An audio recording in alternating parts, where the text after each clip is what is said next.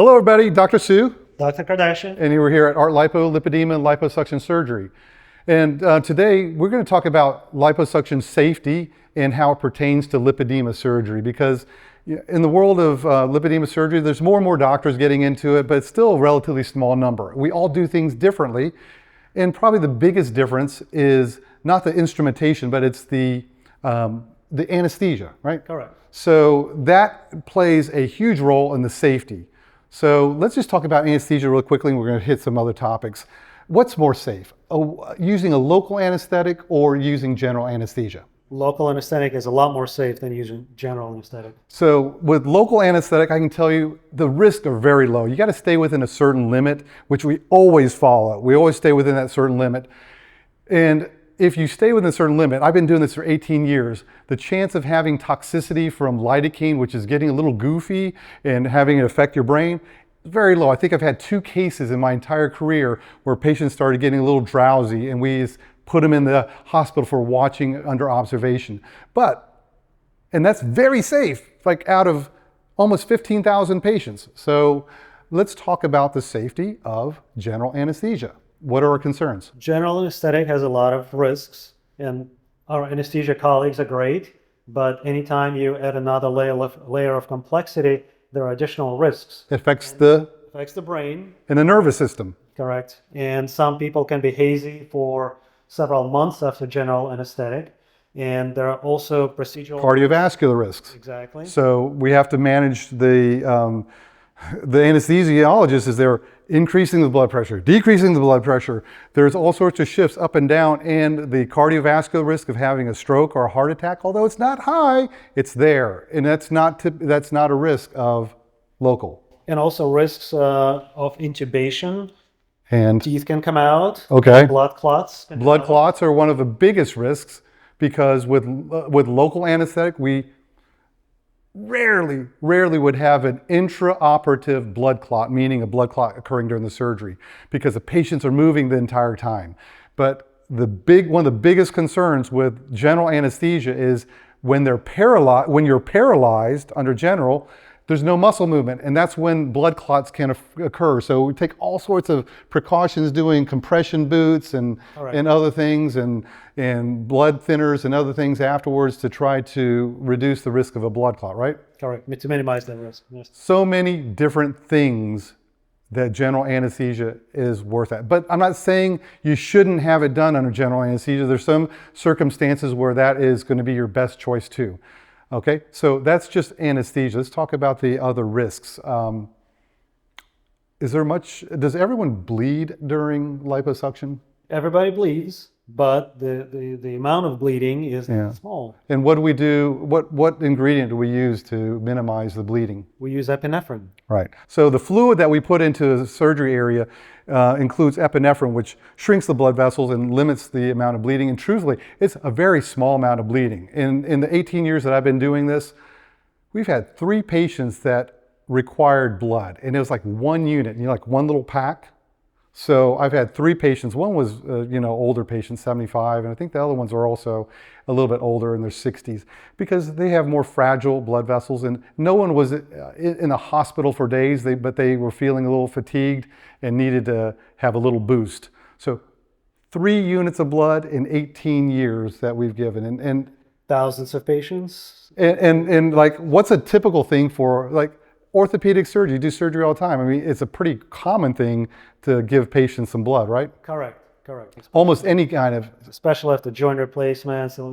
Joint replacements, general surgery, almost all other types of surgery, you got to give some blood. Yeah. But just that should put in perspective the bleeding risk. Very low. Everyone bleeds a little bit, but very few people will need any kind of blood transfusion, okay? So we talked about anesthesia, we talked about bleeding. What's another big one? Infection.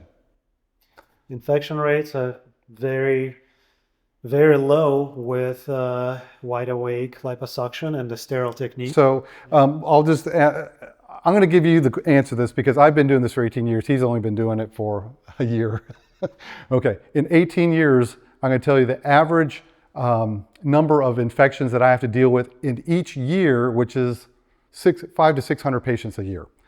out of 500 to 600 patients a year, I probably have 2 or 3 infections. Little patches around an incision that we just have to give a little course of oral antibiotics for. In the last few years, probably, actually, overall, probably a more significant infection requiring IV antibiotics, maybe once every 2 years or so. So very small number. That's okay. We just talked about maybe 1 in 1,000 requiring a little bit extra care, and the majority just being an extension of their oral antibiotics. Let's compare that to orthopedic surgery or any kind of other type of surgery. Well, yeah, a lot of other procedures accepted infection rate is about 3%. And that's right, 3%. So let's talk about what 3% is. 3% in 500 patients would be 15 patients. So us about 3, general surgery of all types in wound healing and everything would have been about 15. So we're very safe, and the reason for that is lidocaine, which is the local anesthetic we use, has a very strong antibacterial property to it. So it makes it difficult for bacteria to grow. And there's still lidocaine in the tissues after your surgery. So there you go. Anesthesia, bleeding, infection, blood clots. Any major surgery you go for, general surgery, they tell you have to be careful of blood clots. So let me tell you what our track record has been. In 18 years of me doing this surgery, 2 DVTs, deep vein thrombosis or blood clots. No one's had a pulmonary embolism, no one's gone to the hospital or died, but we have had 2 diagnosed cases of DVT. What's your track record? Extremely safe. What's your track record? In general, what would be a track record in a surgery center like yours for a doctor? A couple of percentage points, 2-3%. From what I know, it's about, you're going to have 1 or 2 a year at least, right? Yeah. Is that, oh yeah, definitely. So 1 or 2 a year versus our 2 in 18 years. What's the difference? General anesthesia versus local anesthesia. Local anesthesia, you're awake, your limbs are moving the entire time. So the 2 blood clots we had, patients who weren't getting up, okay? So almost a month out after surgery, they're just so swollen, which is normal, but so swollen that they're uncomfortable and spending too much time laying around and not walking enough. So that's something that we always have to encourage our patients, get up and move around. So it's not impossible to have a blood clot afterwards, but it's very, very rare for us to have a blood clot. We're about 12 to 15,000 patients into, Artlipo experience, and 2 in 18,000. That's amazing. Yeah. So I think that covers all the big things. You know what? What we don't usually talk about risks and complications is, disappointments because of loose skin or wrinkling. And this is what we see, okay? So if our patients are disappointed because of something, it's usually because there's loose skin. Even though we prepare everybody, you're gonna have loose skin. And we do tell everybody before surgery where they're gonna see loose skin, but we make it a range. It could be medium, it could be significant loose skin. But regardless of what we tell patients, there's always some that, go, I know you told me, but I don't like it. And so that's a kind of, and bumpiness, although we're really good, there can be bumpy in some areas. And that's, those are the types of complications that we typically have to deal with. Correct. Which is compared on the grand scheme of things and health. Yeah. They're not terrible. Yeah.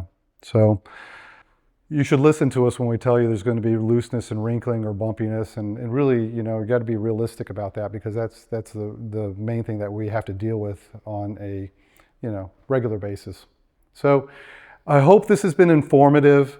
Liposuction, the way that we do it for lipedema and for cosmetic reasons under local anesthetic. All our cases are under local. We don't do anything putting people to sleep, or we don't put them in twilight or anything. Other doctors do that. Thank you. See you later.